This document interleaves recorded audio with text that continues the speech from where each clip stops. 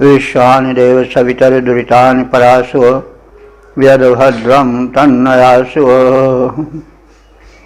ॐ भद्रं कर्णेभिः शृणुयाम देवा भद्रं पश्येमाक्षिभिर्यजत्राः विश्वैरङ्गैस्तुष्टुमांसस्तनुभिर्व्यसेम देवहितं यदायुः।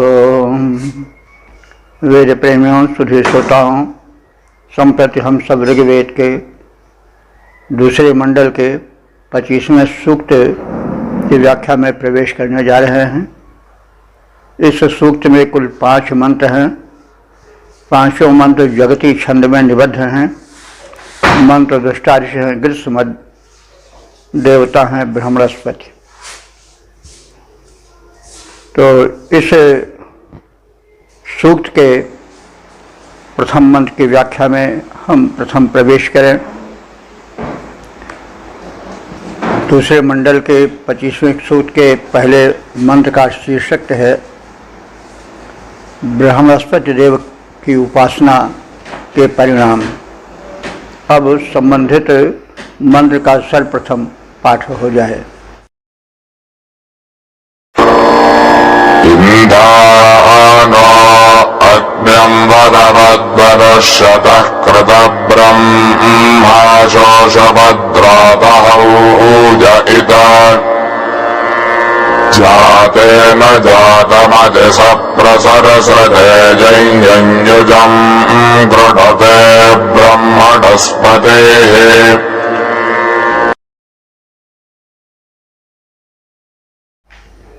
इस प्रथम मंत्र में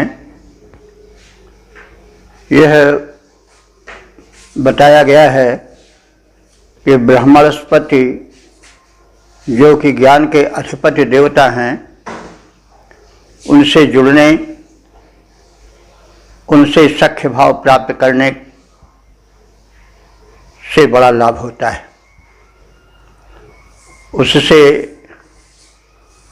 व्यक्ति धन धान्य पुत्र पौत्र से समृद्ध होता है। सही बात है, जब मनुष्य में प्रज्ञा रहेगी, सद्बुद्धि रहेगी, तो उसको विकास से कोई रोक नहीं सकता है। अगर वो उस देवत्व से जुड़ जाता है तो मतलब जुड़ने से लाभ यह होता है कि अहंकार नहीं आता है। इसलिए जो दिव्य शक्ति है वो तो जो व्यक्ति उससे जुड़ेगा उसका कल्याण करेगा ही वो, लेकिन उसके प्रति श्रद्धा, विश्वास, विनती, नम्रता, भक्ति जब होगी तो व्यक्ति में एक बड़ा भारी दोष जो अहंकार का होता है उससे वो बच जाएगा। क्योंकि अहंकार मनुष्य को भटका देता है, उसे अपनी परिधि से अलग कर देता है। अहंकार पतन का कारण बन जाता है। इसीलिए देव शक्ति तो भूखी नहीं रहती कि हमें वो जो है वो भजे, हमारे आगे हाथ जोड़े विनत रहे तभी हम उस पर कृपा करेंगे। नहीं, सूर्य तो सदैव कृपा करेगा, प्रकाश देगा, लेकिन यदि हम भक्ति करेंगे तो उससे अतिरिक्त लाभ मिलेगा और हम उसकी कृपा मानेंगे तो अहंकार नहीं आवेगा। तो यही बात इसमें बताई जा रही है कि उस ज्ञान के अधिपति देव ब्रह्मणस्पति से मैत्री भाव के साथ जुड़ो, और यदि ऐसा होगा तो जीवन में वृद्धि आवेगी, साफल्य आवेगा, सुख आवेगा। इसी बात को स्पष्ट करता हुआ ऋषि कह रहा है, यम यम माने जो जो उपासक ब्रह्मणस्पति से जुड़ता है तो ब्रह्मणस्पति युजम कृणुते, तो जो ब्रह्मणस्पति देव है, ज्ञान का अधिपति देव है, वह उसे अपने से जोड़ लेता है। युजम कृते माने अपने से जोड़ने का कार्य करता है, अर्थात उसको अपना मित्र बना लेता है। और इस स्थिति में जब उसे ज्ञान के अधिपति देवता बृहस्पति का सख्य प्राप्त हो जाता है तो सह वह व्यक्ति अग्निमिंधाना अग्नि को प्रज्वलित करता है। इसका मतलब क्या हुआ कि यज्ञ हेतु अग्नि को तत्पर करता है, प्रज्वलित करता है आहुतियाँ डालने के लिए, यानी यज्ञ कर्म करने के लिए। सह अग्निमिंधाना माने वो यज्ञ कर्म करने के लिए अग्नि जलाता है। तो यज्ञ कर्म जो है वह कर्मशीलता का प्रतीक है। तो मनुष्य ने परमात्मा का सख्य प्राप्त किया और उसके बाद जब वह कर्मशील बना तो यज्ञ कर्म का प्रतीक है। तो उससे फिर जीवन में जो परिवर्तन होता है वो आश्चर्यजनक होता है। यानी ज्ञान की प्राप्ति हुई और उपास्य की परमात्मा की शरणागति हुई, उससे सख्य भाव हुआ, अपनापन जुड़ा और उसके साथ ही साथ कर्मशीलता बढ़ी। तो उसका बड़ा ही जो है वह सुखद परिणाम होता है, हितकर परिणाम होता है। तो सह अग्निम इंधाना वह यज्ञ कर्म में के लिए अग्नि प्रज्वलित करता है, अर्थात आहुति डालने के लिए, अर्थात कर्म क्षेत्र में अपनी ऊर्जा जगाने के रूप में। इस तरह से हम यज्ञ को आहुति डालने के साथ साथ कर्मशीलता से भी जोड़कर देखें तो ज्यादा अच्छा होगा, क्योंकि यज्ञ वे श्रेष्ठतम कर्म, यज्ञ जो है जितने श्रेष्ठतम कर्म हैं वे सब यज्ञ हैं। तो कर्म तो मनुष्य को करना पड़ता है।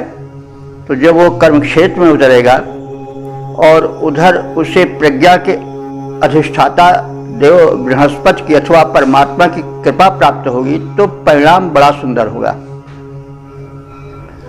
उससे क्या होगा कि मनुष्यतः वन्वन, मनुष्यतः माने जो हिंसक शत्रु हैं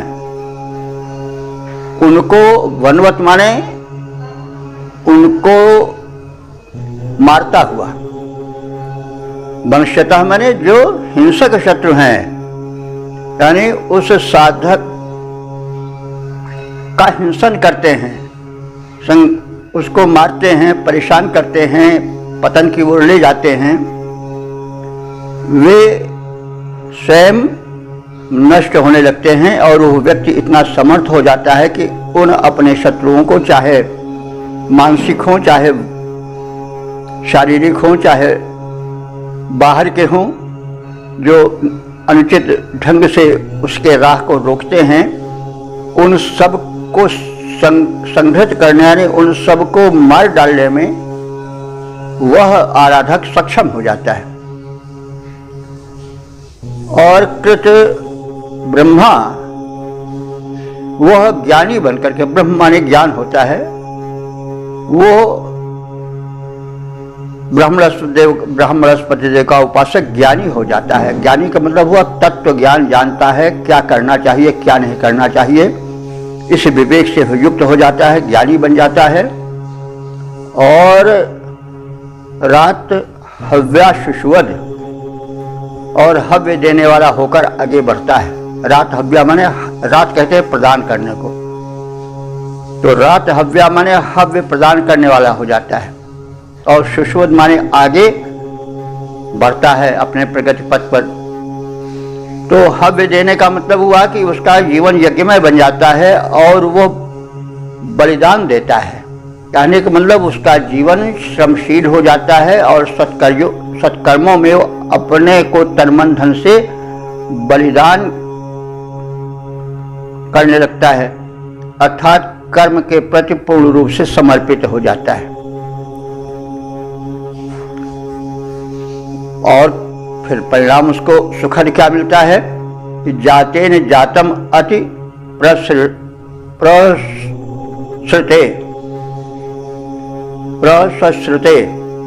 तो जातेन जातम, जातेन माने जिसको उसने पैदा किया है, यानी जो उस साधक ने जिसको पैदा किया है, उस जातेन, उस पैदा किए हुए के द्वारा।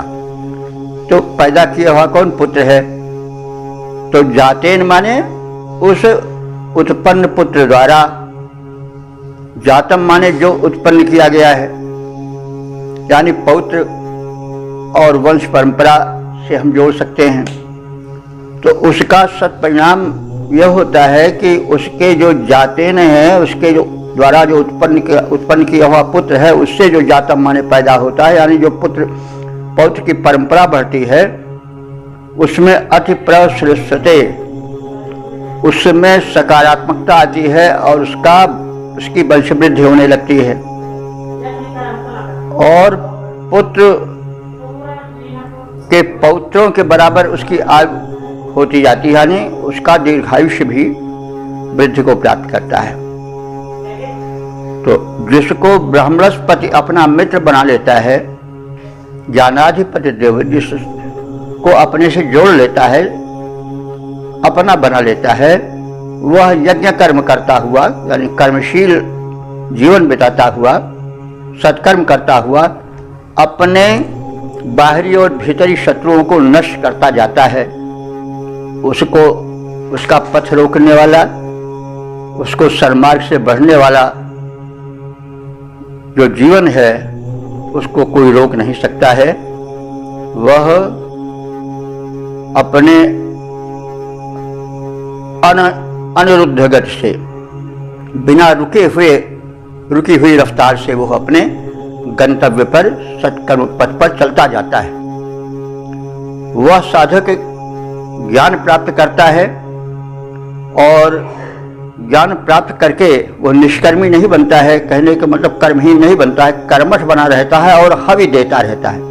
हवि देने का मतलब हुआ यज्ञ कर्म करता ही है और साथ साथ शुभ कर्म में अपना बलिदानी जीवन बिताता है। ऐसा व्यक्ति पुत्र पौत्रों से युक्त होता हुआ वृद्धि प्राप्त करता है और दीर्घायु का उपभोग करता है। पद्य रूपांतरण देखें।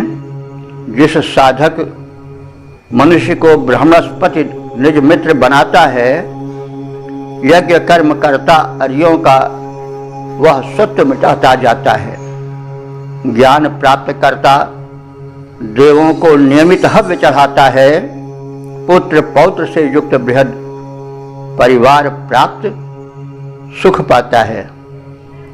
ओम। वेद प्रेमियों, श्री श्रोताओं, संप्रति हम ऋग्वेद के दूसरे मंडल के 25वें सूक्त के दूसरे मंत्र की व्याख्या में प्रवेश करने जा रहे हैं। मंत्र दृष्टा ऋषि गृहस्मद हैं, छंद जगती है और देवता हैं ब्रह्मणस्पति। प्रतिपाद्य है ब्रह्मणस्पति देव की उपासना से उपलब्धियां। अब संबंधित मंत्र का सर्वप्रथम सस्वर पाठ हो जाए।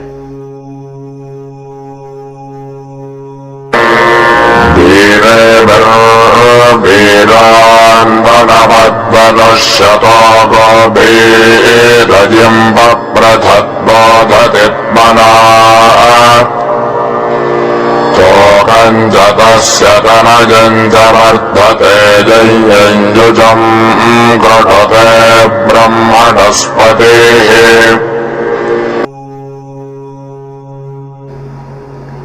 इस दूसरे मंत्र में ब्रह्मणस्पति से जुड़कर कर्मशील जीवन बिताने वाले को सबसे बड़ा लाभ यह होता है कि उसके पुत्र योग्य निकलते हैं और इस प्रकार से वंश परंपरा एक विकसित वंश परंपरा के रूप में स्थापित होती है। तो यम यम ब्रह्मणस्पति युजम कृणुते, जिस साधक से ज्ञान के अधिपति देवता ब्रह्मणस्पति जुड़ जाते हैं, जिसे अपना मित्र बना लेते हैं, उस साधक को सर्वप्रथम यह लाभ होता है कि वीरे भी वनुष्यतः वीरान वनवत। तो वीर कहते हैं पुत्र को। तो प्राय वीर शब्द जहां आया है हम देखते आए हैं कि वो पुत्र के लिए होता है, क्योंकि पुत्र वही है जो वीर हो। कायर को पुत्र बनने का हक नहीं है, क्योंकि वैदिक युग में एक प्रगतिशील समाज था। वह ऐसे पुत्रों की अपेक्षा करता था जो वीर हों, कर्मशील हों, कर्मठ हों, संकटों का सामना कर सकें, डगमगाए नहीं, थर्राए नहीं। तो वो संघर्षों का युग था। विरोधी शक्तियां पनप रही थी, दानवीय शक्तियां, आसुरी शक्तियां। तो उनको दबाने के लिए वीर संतान, वीर पुत्र पौत्रों की आवश्यकता होती थी, और यह सदैव है, क्योंकि संसार द्वंद्वात्मक है। कोई यह सोचे कि हम ऐसे बने रहें और दीनदयाल को याद करते रहें और हमारी रक्षा होती जाएगी, तो यह उसका भ्रम है। क्योंकि दुर्बलो दैव घातका, जो दुर्बल होता है, कमजोर होता है, भाग्य उसका साथ नहीं देता है। देवता उसके साथी नहीं बनते हैं।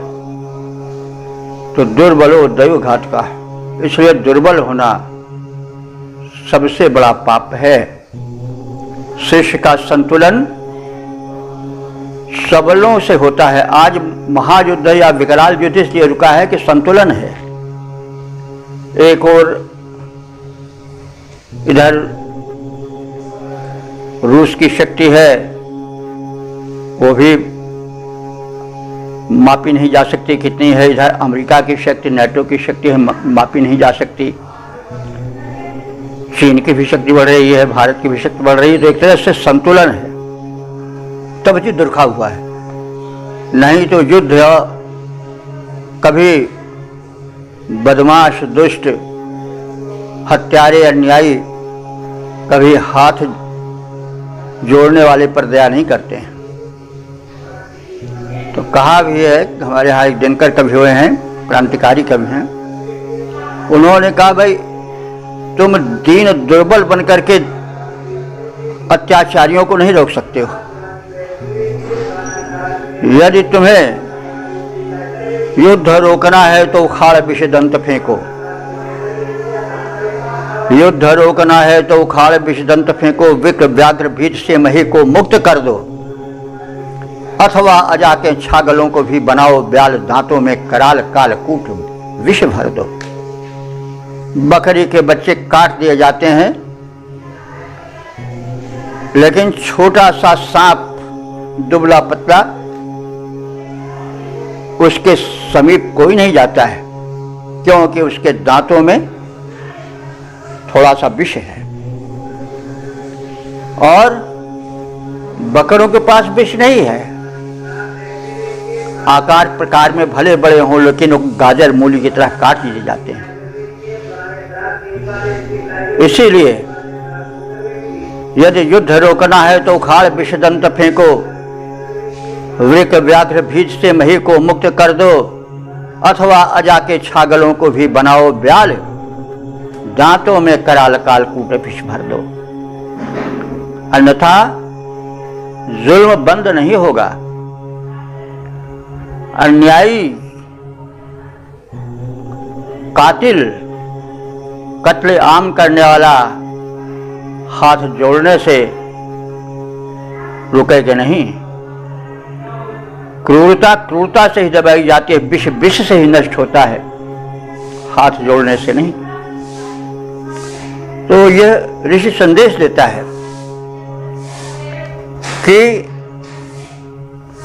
तुम अपने को और अपने पुत्रों को और पुत्रों के पुत्रों को वीर बनाओ, ताकि वीरे भी वनुष्यतः जो तुम्हारे वीर पुत्र हैं उनके द्वारा वीरान वनवत शत्रुओं के जो वीर पुत्र हैं वो दबा दिए जाएं, वे हिंसित कर दिए जाएं, मार दिए जाएं, और तभी तुम समृद्ध हो सकोगे। गोभी रईम प्रपथत, गायों द्वारा, गोधन द्वारा तुम्हारा रई माने समृद्धि।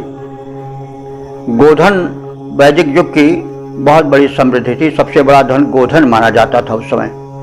धन की अलग अलग कोठियां होती जाती हैं, कभी गोधन था, गजधन था, बाजीधन था।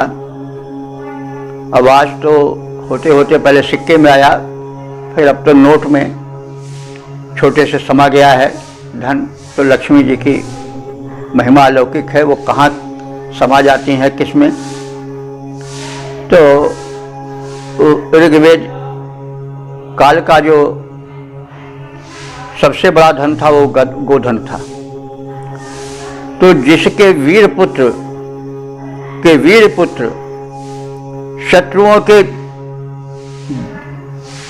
उद्दंड पुत्रों को हिंसित कर देने में, दबा देने में, मार डालने में सक्षम होंगे, वही अपनी सत्ता बचा पावेगा। तो एक अर्थ कह रहा है कि हमारे वीर संतान शत्रुओं के वीरों का विनाश करें। परिणाम स्वरूप गोभी रईम प्रथम, हमारे पास गोधन के रूप में जो समृद्धि है, रई है, वो प्रपथन माने बढ़ती जाए। तुमना बोधित, और अपने आप में आत्मज्ञान का विकास करो, क्योंकि यदि आत्मज्ञान विकसित नहीं होता है तो सारे धन जो हैं वे नदी के कगार पर खड़े हुए घर की तरह होते हैं या वृक्ष की तरह होते हैं, कब ढह जाए कोई ठिकाना नहीं। इसलिए ज्ञान का होना, जिसको समझदारी कहा जाता है, सूझबूझ कहा जाता है, बहुत आवश्यक है। और आत्मज्ञान तो ज्ञानों में सर्वोपरि यही है। तो इसलिए कहा गया है कि तमना बोधित, वह साधक जो कृपा पात्र बन जाता है ब्रह्मणस्पति देव का, वो आत्मज्ञान से समृद्ध हो जाता है। तस्य तोकम चा तनयम चा वर्धते, और एक सुरक्षित वातावरण में, स्वस्थ वातावरण में, उसके तोक कहते हैं पुत्र को, पुत्र के पुत्र को तनय पुत्र कहते हैं। तो उसके पुत्र पौत्र आदि वर्धते माने नित्य विकसित होते रहते हैं, उन्नति के पथ पर, सन्मार्ग के पथ पर चलते रहते हैं, उनका विकास होता रहता है। और इसमें यह भी है कि 12 पुत्र पिता के धर्म, यदि पिता धर्मशील है, विवेकशील है, तो उसकी वंश परंपरा भी वैसे ही होगी, विकसित होगी, कर्मशील होगी। इसलिए कर्मठ बनो और प्रज्ञा संपन्न बनो, यह संदेश है। तो जिस साधक को ब्राह्मणस्पति अपना मित्र बनाता है, वह अपने बलशाली पुत्रों द्वारा दुष्ट शत्रुओं के, दुष्ट पुत्रों का, भले ही वो बड़े वीर हों, उनका विनाश करता चलता है। ऐसा साधक गोधन से समृद्ध बनता है, आत्मज्ञान प्राप्त करता है, और ब्राह्मणस्पति देव उसे पुत्र पौत्रों से समृद्ध बनाते चलते हैं। पद्य रूपांतरण है, जिस साधक मनुष्य को ब्राह्मणस्पति निज मित्र बनाता है, वह निज वीर सुतों से अर वीरों को मार भगाता है। वह समृद्ध बनता गोधन से, आत्मज्ञान से होता उत्पन्न, पुत्र और पौत्रों से उसका घर है हो जाता संपन्न। ओम वेद प्रेमियों, सुधी श्रोताओं, संप्रति हम ऋग्वेद के द्वितीय मंडल के 25वें सूक्त के तीसरे मंत्र की व्याख्या में प्रवेश करने जा रहे हैं। मंत्र दशादश है ग्रीष्मद, छंद है जगति, देवता हैं ब्राह्मणस्पति, शीर्षक है ब्राह्मणस्पति देव की कृपा का सत्परिणाम। अब संबंधित मंत्र का सर्वप्रथम सस्वर पाठ हो जाए।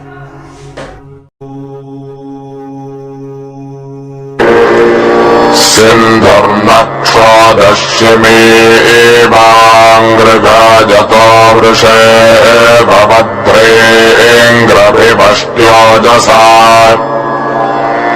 अग्नेर्भप्रसिधर्नाह वर्तवेदय्युजम् गृणते ब्रह्मणस्पतिः।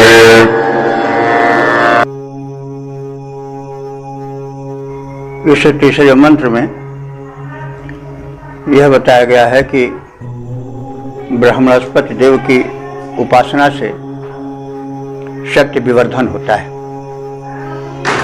और वो शक्ति आती है जिससे मनुष्य निर्भय बन जाता है। तो यम यम ब्रह्मणस्पति युजम कृणुते, यह जो मंत्र का प्रथम चरण है, यह लगभग इस सूक्त के सभी मंत्रों में मिलता है। तो यम यम ब्रह्मणस्पति युजम कृणुते, जिस जिसको ब्रह्मणस्पति अपने से जोड़ता है अर्थात अपना मित्र बनाता है, शिमीवान, वह शक्तिशाली बन जाता है। तो भगवान की भक्ति से, परमात्मा की भक्ति से व्यक्ति में शक्ति आती है। इसीलिए चरण कमल बंदो हरिराई, जाके कृपा पंगु गिर लंघे अंधे को सब कछ दर्शाई। बहिरो सुने मूक पुनि बोले, रंग चले सिर छत्र धराई। तो सूरदास का पद है। तो यही भाव वेदों का सर्वत्र बिखरा हुआ है। तुलसीदास भी यही बात कहते हैं कि गरल सुधारिप करें मिताई, गोपद सिंधु अनल सितलाई। गर्व सुमेर रेणु समताही, राम कृपा करी चितव ही जाही। तो जिस पर राम की कृपा होती है, अब नाम उसे राम कहो, इंद्र कहो, बृहस्पति कहो, अल्लाह कहो, खुदा कहो, नाम कहने से रूप तो नहीं बदल जाता है, स्वरूप तो वही रहता है। सूर्य को सूर्य कहो, सन कहो, आफताब कहो, कुछ कहो, वही बात है। तो वह परम शक्ति बृहस्पति जो बुद्धि का अधिपति देवता है, वह जिस पर कृपा करता है, जिसको अपना मित्र बनाता है, वह शिववान माने परम शक्तिशाली बन जाता है, वीर बन जाता है। यदि खुदा मेहरबान तो मच्छर भी पहलवान। तो इस प्रकार से उस परम शक्ति की, शक्ति के अधिष्ठाता की शक्ति दो भाग में बटी होती है, बुद्धि शक्ति और कर्म शक्ति। तो जो अपनी साधना से अपनी शक्ति विवर्धित करता है, वह कर्मशील वीर। ओजसा, ओजसा माने बल द्वारा। शोधा सिंधु न, शोध कहते हैं प्रवाहशील, जो कि नदी, वह नदी जो कि तटबंध तोड़ती हुई वेग से बह रही हो। सिंधु माने नदी होता है, हम बहुत पहले कई बार कह चुके हैं। सेंदत सिंधु, जो सरकता हुआ चले वही, तो वो सिंधु है। तो सिंधु का प्रयोग ऋग्वेद में लगभग 98% नदी के लिए ही प्रयोग हुआ है, क्योंकि नदी में संदनशीलता होती है। भले ही वो आज समुद्र के लिए रूढ़ हो, लेकिन मूलतः वो नदी के लिए ही प्रयुक्त होता था, क्योंकि वो संदनशील माने प्रवाहित होती थी, सरकती हुई चलती थी। तो सिंधु न माने नदी की तरह। किस नदी की तरह? शोधा, जो कि तटबंध को तोड़ती हुई चल रही हो, उस नदी की तरह वह व्यक्ति हो जाता है और विघ्न बाधाओं को वैसे ही हटाता चलता है, जैसे नदी अपने प्रवाह में पड़ने वाले सभी वस्तु को बहाती चलती है। और बद्रीन वृषायु, वो हो जाता बद्री। बद्रीन कहते हैं निर्वीर्य बैल, जिसको बधिया बैल कहते हैं। इसी बद्री से बधिया बना होगा। बैलों की शक्ति को शांत करने के लिए, उसकी उद्दंडता को समाप्त करने के लिए बैल को बधिया बना दिया जाता था। तो वही बद्री है।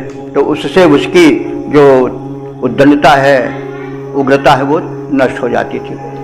तो तो यहाँ वृषायु, जैसे बद्रीन वृषा, ये दो शब्द हैं। युत माने तरह, जैसे वृषा माने आता है बलवान, यहाँ बलवान बैल अर्थात सांड के लिए माना जाता है। जैसे बलवान सांड जो कि बधिया नहीं है, वो बद्रीन जो बैल बधिया करके निर्वीर्य बना दिया गया है, जैसे वो उसको पछाड़ देता है, उसी प्रकार से वह व्यक्ति जिस पर की कृपा होती है बृहस्पति देव की, वो नष्ट हो जाता है। अग्नेय प्रसिद्धि इव वर्तवे, जैसे प्रज्वलित अग्नि जब व्यापक रूप धारण कर लेती है दावानल का, तो उसको बुझाना कठिन हो जाता है, वैसे ही उस व्यक्ति के प्रताप को, उसका सामना करने का साहस कोई नहीं कर पाता है। यानी उस व्यक्ति का प्रताप अत्यधिक बढ़ जाता है, जैसे, और वो मतलब अवरोधहीन हो जाता है, और अग्नि की प्रबल प्रवृत्त ज्वाला के समान उस व्यक्ति को कोई रोक नहीं पाता है, जिस पर कृपा होती है इसकी, बृहस्पति देव की। तो जैसे प्रचंड दावानल बने अग्नि को कोई रोक नहीं पाता है या बड़ा कठिन हो जाता है रोकना, वैसे ही जो बृहस्पति का कृपा पात्र होता है, उसके पराक्रम को, उसके बढ़े हुए बल को कोई रोक नहीं सकता है, या अत्यंत कठिन हो जाता है रोकना उसका। तो जिस साधक को बृहस्पति अपना मित्र बना लेता है, अपने से जोड़ लेता है, उसकी कर्मशीलता के कारण वो बृहस्पति द्वारा अपनाया गया व्यक्ति इतना प्रबल हो जाता है, सशक्त हो जाता है कि जैसे नदी जब बाढ़ में होती है तो उसके प्रवाह को कोई रोक नहीं पाता है, वो तटबंध को तोड़ती चली जाती है। जैसे बलशाली सांड जो बधिया किया हुआ बैल है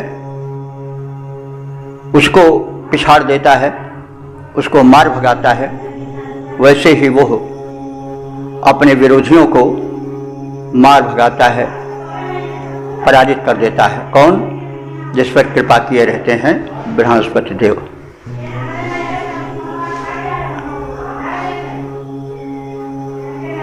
पावक की प्रवृत्त ज्वाला के समान उसके तेज का सामना कोई नहीं कर सकता है। पद्य रूपांतरण है, जिस साधक मनुष्य को बृहस्पति निज मित्र बनाता है, पावक की प्रवृत्त ज्वाला सम उसे रोक न कोई पाता है। बलि बैल ज्यों निर्बल बैल को क्षण में मार भगाता है, वैसे वह हिंसक अरियों को बढ़कर मार गिराता है। ओम वेद प्रेमियों, सुधी श्रोताओं, संप्रति हम सब ऋग्वेद के दूसरे मंडल के 25वें सूक्त के चौथे मंत्र की व्याख्या में प्रवेश करने जा रहे हैं। मंत्र दृष्टार्ष हैं गृहसमर, छंद है जगति और देवता है बृहस्पति। शीर्षक है बृहस्पति देव की कृपा के सत्परिणाम। अब संबंधित मंत्र का सर्वप्रथम सस्वर पाठ हो जाए।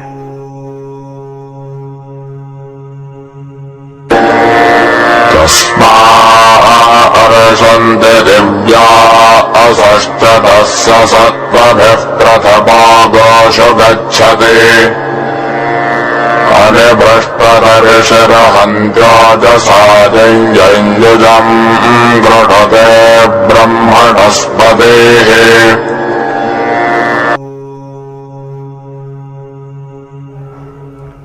इस चौथे मंत्र में भी लगभग वही बातें दोहराई गई हैं। बृहस्पति देवता की अनुकूलता शक्ति का स्रोत खोल देती है और सत्कर्मी साधक में एक ऐसे ऊर्ज तेज का प्रसार होता है जिससे आसुरी शक्तियाँ, विरोधी शक्तियाँ अपने आप दबने लगती हैं और संपन्नता उसके घर में आती जाती है। तो कहा भी गया है कि सरिता जल सागर पह जाई, यद्यपि ताहि कामना नाही, क्यों संपत सुख बिनहि बुलाए, धर्मशील पर जाहि सुभाए। तो जो अपने कर्म का पालन करता है, सुख और समृद्धि उसके घर बिना बुलाए आती है। कैसे? जैसे समुद्र नदियों को बुलाता नहीं है, लेकिन नदियों का जल दौड़ा हुआ समुद्र में जाता है। तो यह प्रभु की कृपा का परिणाम है। और सदाचरण द्वारा, सत्कर्मों द्वारा उस परम शक्ति को, जो प्रज्ञा की प्रेरक है, उसको अपने वश में करना चाहिए। यह संदेश है ऋषि का। तो यम यम ब्रह्मणस्पति युवम कृणुते, जिस जिस साधक को ब्रह्मणस्पति अपना बनाता है, अपने से जोड़ता है, मित्र बनाता है, तस्मै उसके लिए सश्चतः दिव्या अर्शंति, बेरोक टोक दैवी समृद्धियां खींची चली जाती हैं। सह सत्व भी प्रथमा, वह अपने सत्व से, पराक्रम से, उद्यम से पहले गोषु गच्छति, इस योग्य हो जाता है कि गायों में जाने लगता है। मतलब हुआ, इसकी व्यंजना यह है कि उसके पास इतनी गायें हो जाती हैं कि उनके मध्य विचरण करने के योग्य हो जाता है। एक दो गायें होंगी तो उसमें क्या विचरण करेगा? जब बहुसंख्यक गायें हो जाएंगी तो स्वाभाविक है जो गोपति है वह उनके बीच में विचरण करेगा, घूमेगा, टहलेगा। तो यानी उसके पास असंख्य गोधन हो जाता है। तो जैसा पहले कहा जा चुका है कि ऋग्वैदिक युग का सबसे बड़ा धन गोधन था। तो ब्रह्मणस्पति जिसके अनुकूल होते हैं, जो उनसे जुड़ जाता है, उनकी कृपा से मनुष्य एक शक्ति पाता है कि शत्रु उसका सामना नहीं कर सकते। दूसरे, उसे समृद्धि इतनी मिलती है कि वह गोधन के मध्य में विचरण के योग्य हो जाता है, यानी पर्याप्त मात्रा में उसे गोधन प्राप्त होता है। और अनाभृष्ट तविषी, अनाभृष्ट माने जो अपराजित हो, पिछाड़ी न जा सके, रोकी ना जा सके, ऐसे तविषी, तविषी कहते हैं बल, शक्ति, उसी से ताप बना है। तो तविषी माने वह अपने ओज तेज द्वारा हंति, ओजसा हंति, अपने ओज तेज से वह, अपने तविषी माने बल पराक्रम से वह साधक जो है वह शत्रुओं को मार गिराता है।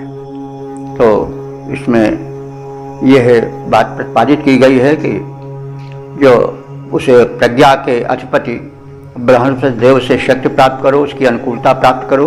यदि वह अनुकूल हो गया तो तुम निर्भय हो जाओगे, शत्रु को तुम ही परास्त करोगे, शत्रु तुम्हारा कुछ नहीं कर पाएंगे, और धन धान से समृद्ध हो जाओगे, और उसके बीच में तुम विचरण करने वाले हो जाओगे। तो जिसको ब्रह्मणस्पति मित्र बनाता है, अपना बनाता है, वो बेरोक टोक दिव्य शक्तियाँ प्राप्त करता जाता है। वह सत्यशील व्यक्तियों के साथ सर्वप्रथम गोधन प्राप्त करता है। युद्ध में शत्रुओं का संहार करते हुए सदैव अजेय बना रहता है। पद रूपांतरण है, जिस साधक मनुष्य को ब्रह्मणस्पति निज मित्र बनाता है, दिव्य शक्तियां बिना किसी बाधा के वो पा जाता है। सत्पुरुषों के साथ प्रथम पाकर गोधन सुख पाता है। रण में रिपुदल मार स्वयं अपराजित सदा दिखाता है। तो इस प्रकार से हमने इस मंत्र को समझा। अब हम अगले मंत्र में प्रवेश करेंगे, जो है ऋग्वेद के द्वितीय मंडल के 25वें सूक्त का 5वां मंत्र। यह जगती छंद में निबद्ध है। मंत्र दृष्टा ऋषि हैं गृत्समद और देवता हैं ब्रह्मणस्पति। शीर्षक है ब्रह्मणस्पति देव की अनुकूलता का सत परिणाम। अब संबंधित मंत्र का सर्वप्रथम पाठ हो जाए।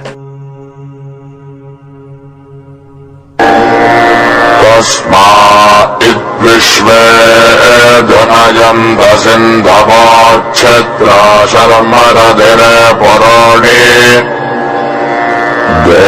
देवानां सुम्ने सुभगः स एधते दैययुजं गृढते ब्रह्मणस्पतिः।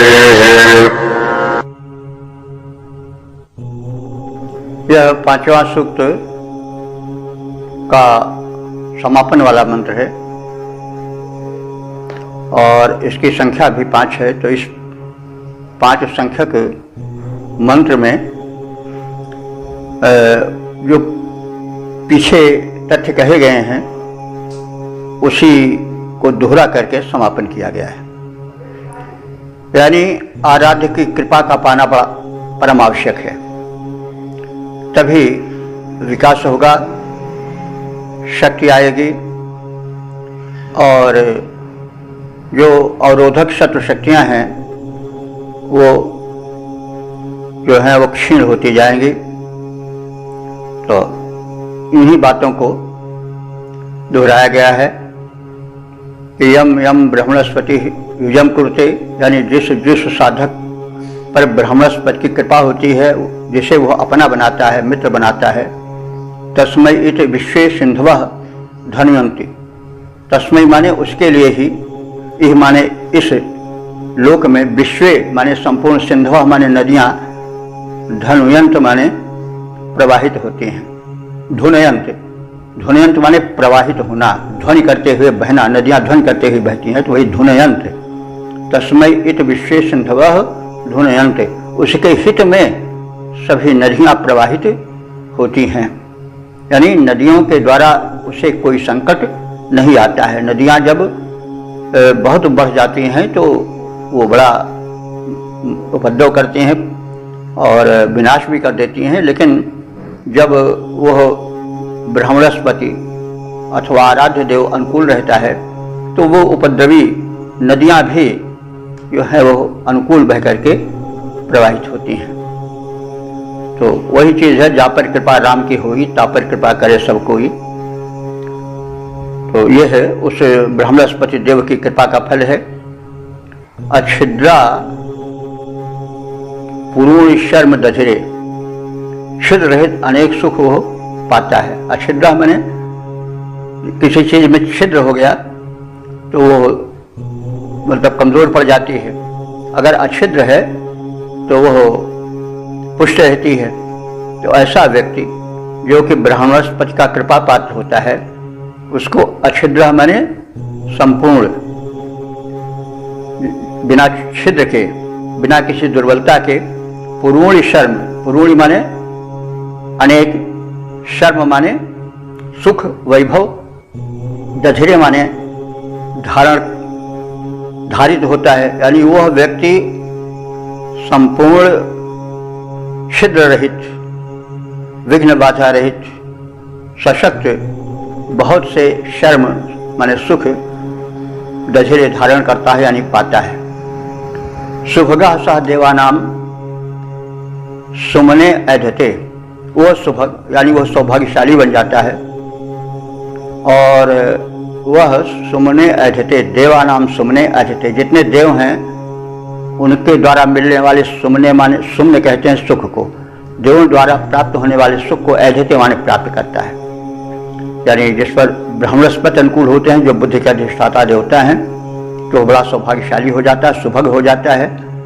और देवानाम, जितने देव हैं उन सब की सुमने माने जो सुख है उनके द्वारा वो उसे मिलता है। यानी उत्तम भाग्यशाली वह दिव्य सुख में विकसित होता है, देवों की कृपा उस पर होती है।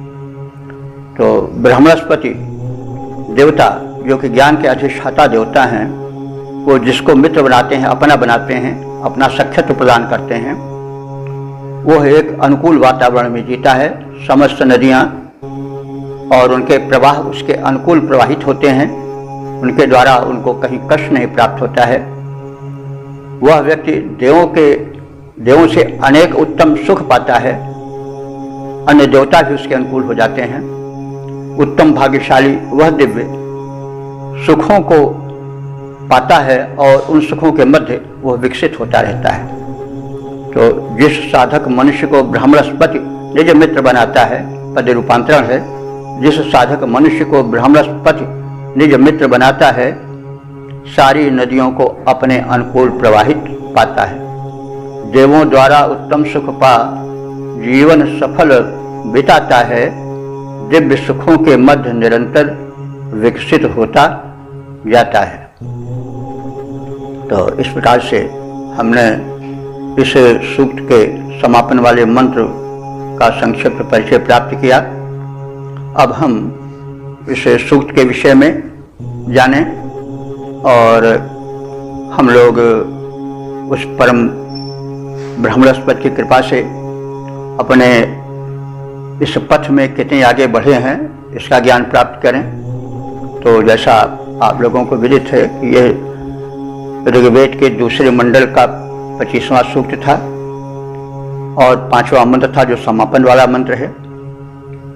इस संपूर्ण सूक्त के दृष्टा ऋषिगत संबंध है, देवता बृहस्पति देव हैं, छंद जगती है, यह सब बताया जा चुका है।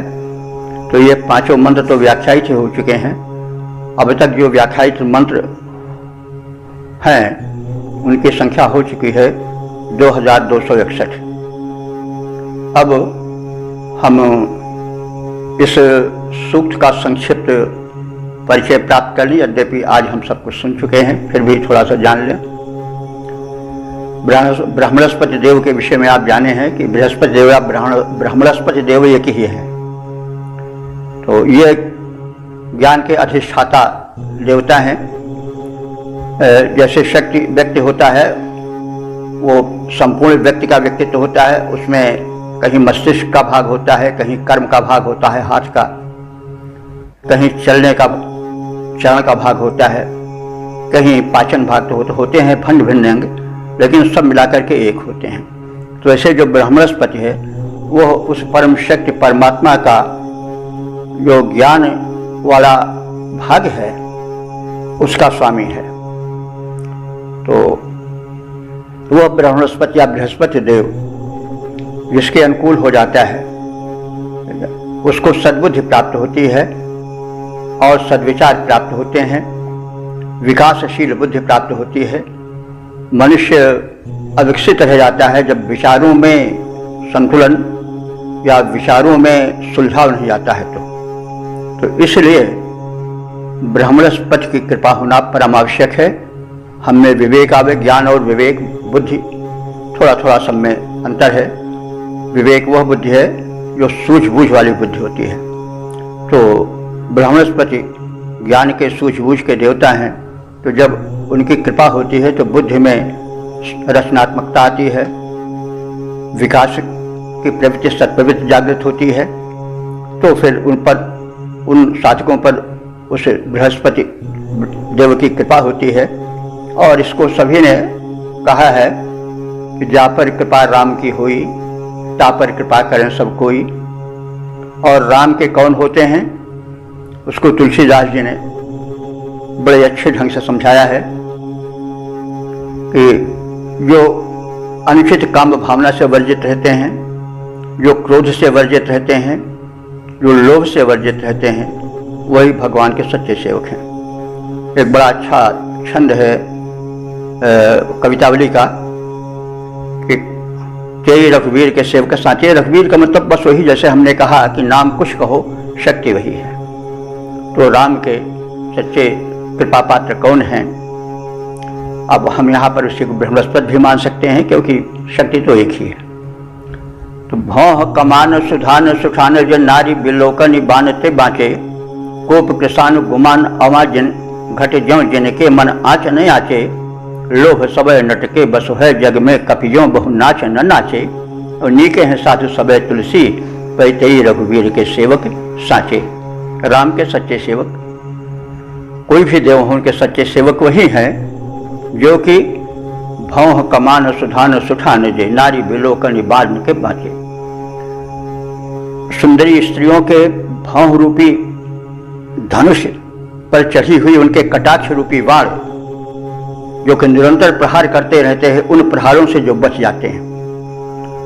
और कोप कृषानु गुमान अवा, जो कि गुमान माने गर्व के आवे में जिसमें कोप की कृषाणु आग जलती रहती है, उसमें अपने मन को जो वो घड़े की तरह नहीं पक्का कर डालते। यानी जो गुमान और क्रोध में अपने जीवन को ढाल करके पक्का नहीं कर देते, यानी उसी में जो ढल जाते हैं, यानी जो परम क्रोधी हैं। तो जो परम कामी हैं और जो परम क्रोधी हैं और जो परम लोभी हैं, उन पर भगवत कृपा कभी नहीं हो सकती है। भगवान के सच्चे भक्त वही हैं। भगवान का नाम कोई भी ले लो, सब एक ही रूप हैं। तो भव कमान सुधान सुठान जे नारी बिलोकनी बान थे बाँचे, कोप कृषानु गुमान अवा घट ज्यों जिनके मन आँच न आँचे, लोभ सबे नट के बस है जग में कपि ज्यों बहु नाच न नाचे। लोभ सबे नट के, नट जैसा चाहता बंदर को नचाता नहीं, तो लोभ रूपी नट, लोभ सबे नट के बस है कपि ज्यों जग में बहु नाच न नाचे। न जाने कितने नाच दिखाते रहते हैं लोग लोभ के वशीभूत होकर के। लोभ सबे नट के बस है जग में कपि ज्यों बहु नाच न नाचे, तो नीके हैं साधु तेई तुलसी। तो यों तो साधु सबे तुलसी, यों तो सभी साधु ठीक ही हैं। तो नीके हैं साधु सबे तुलसी, जो सज्जन हैं साधु हैं सभी ठीक हैं। लेकिन तेई रघुवीर के सेवक सांचे, पूछो कि सच्चा सेवक कौन है, तो वही है जो कि तथा कथित अभी बताई गई शर्तों को पर खरा उतरता है। यानी जो स्त्रियों के नेत्रबाण से बच जाता है, यानी अनुचित काम भावना का शिकार नहीं होता है, जो अनुचित रूप से गर्व और अहंकार के क्रोध के वश में नहीं रहता है, उससे संतप्त नहीं रहता है, और जो प्रबल लोभ के वश में पड़ के बंदर की तरह नाच नहीं नाचता है। जैसे बंदर के जो नट थे नचाने वाले, वो जैसा चाहते हैं वैसे बंदर को नचाते हैं। कहने का मतलब जो लोभ के वशीभूत होकर के तरह तरह के कार्य नहीं, कर्म को कर्म करता रहता है। तो यूँ तो सभी अच्छे हैं साधु, लेकिन जो सच्चे सेवक हैं वो यही हैं। तो यही मतलब हुआ कि यही बात इसे इन मंत्रों में भी देखी जा सकती है। इसका मतलब यह नहीं कि वेद से तुलसीदास जी माने तुलसीदास जी का साहित्य वेद से प्रभावित हुआ, कोई प्रश्न ही नहीं है। वेद से सभी प्रभावित हैं। तुलसीदास जी ने कहा बंदो चारों वेद भवसागर बोहित सरिस, तो भवसागर के लिए बोहित माने जहाज की तरह हैं चारों वेद। तो कहने की यह मतलब है कि वेद का ही प्रसाद सर्वत्र वितरित है, यह आशय है। तो इस पूरे मंत्र में ही बताया गया है कि तुम बृहस्पति देव की या बृहस्पति देव की अनुकूलता प्राप्त करो। उनके अनुकूलता से तुम्हारा जीवन प्रगतिशील बनेगा, सुखी बनेगा, संपन्न बनेगा। तुम्हारे पुत्र पौत्र परिवार सुखी रहेंगे और जीवन धन्य बन जाएगा। तो मुख्य भाव इस सूक्त का यही है। और इसमें जो मंत्र का प्रथम चरण है उसमें एक ही बात दोहराई गई कि यम यम ब्रह्मस्पति युजम कृते। वो ब्रह्मस्पति ज्ञानाधिपति देव जिस जिसको अपना बनाता है, अपनी मित्रता देता है, अनुकूलता देता है, उसके लिए कोई कार्य दुर्लभ नहीं रह जाता। जा पर कृपा राम की हुई, ता पर कृपा करन सब कोई। सो विजयी विनयी गुण सागर, तास सुजस्ते लोक उजागर। तो वही बातें सभी विचारक कहे हैं। सूरदास ने भी कहा है कि चरण कमल बंदो हरिराई, जीर की कृपा पंगु गिर लंघे, अंधे को सब कछ दर्शाई। बहिरो सुनय मूक पुन बोले, रंक चले सिर छत्र धराई। तो वही है। आप नरोत्तम दास के पर प्रभाव पड़ा है, वही चीज़ है। सुदामा की स्थिति बड़ी गई गुजरी थी। उनको मुट्ठी भर चावल नहीं नसीब था, लेकिन जब उस परम श्रेष्ठ की कृपा हुई, अब यहाँ पर कहीं पर उनको कृष्ण कहा गया, कहीं पर राम कहा गया है, बात अलग है। तो कहा गया है कि कह वह टूटी सी छानी होती, कहा कंचन के सब धाम सुहावते। कृष्ण की कृपा के पहले क्या था कि टूटी फूटी छान थी जो टपकती थी, लेकिन अब उनकी कृपा होने पर सुदामा जी का महल कंचन का बन गया, सोने का बन गया। कह वह टूटी सी छानी होती, पहले की दशा और वर्तमान दशा कृपा पात्र होने पर। कह वह टूटी सी छानी होती, कहा कंचन के सब धाम सुहावते। और कह पग में पनही न होती, कहा उनके पैर में जूती नहीं मिल पाती थी, इतने दरिद्र थे। और कह लय गजराजो ठाढ़ो महावते, गजराज को सामने लेकर के महावत खड़ा है कि बताइए स्वामी कहाँ के स्थान पर पहुँचा मैं। यानी उस समय का सबसे जो समृद्ध वाहन था वो हाथी था। तो कह वह टूटी सी छानी होती, कहाँ कंचन के सब धाम सुहावते, कह पग में पनही न होती, कह लय गजराजो ठाढ़े महावते। कोदो समा जुड़तो नहीं पेट भय, और प्रभु के प्रताप से दाख न भावत। कहाँ उनको जो कदन है, बुरान है, कोदों और समा वो भी नहीं मिलता था। और अब प्रभु के प्रताप से दाख न भावत। अब जब भगवत कृपा हुई तो दाख माने छुहारे और मेवे आदि भी उनको अरुचिकर लगने लगे। तो सेज कठोर पर रैन कटे, और कहाँ कोमल सेज पर नींद न आवत। भगवत कृपा के पहले नंगी भूमि पर जो बड़ी कठोर थी उस पर उनकी रातें कटती थीं, लेकिन अब जब समृद्धि आई, कृपा हुई, तो क्या हुआ कि कोमल सेज पे नींद न आवत। सेज बड़ी कोमल है फिर भी वो कठोर जान पड़ती है। यानी इतना जीवन बदल जाता है। तो लगभग भाव तो वही हैं, कोई युग हो तो कहने का मतलब एक परम शक्ति है जिसकी कृपा होती है तो वही व्यक्ति बड़ा दीन रहता है, हीन रहता है, दरिद्र रहता है, उपेक्षित रहता है, लेकिन वही पूज्य हो जाता है। तो इसलिए जो ऋषि ने है यह लोगों को संकेतित किया है कि आप जो है उस परम शक्ति की अनुकूलता प्राप्त करो। तो इस प्रकार से हम इसे सूक्त के आशय को भी समझे, और अब हम अगले बैठक में अगले सूक्त के मंत्रों पर विचार करेंगे। वेद के मंत्र कितने उपयोगी हैं, यदि उनके सांचे में जीवन ढाला जाए तो क्या नहीं हो सकता है। ओम सर्वे भवन्तु सुखिनः, सर्वे सन्तु निरामयाः, सर्वे भद्राणि पश्यन्तु, मा कश्चित् दुःख भाग् भवेत्।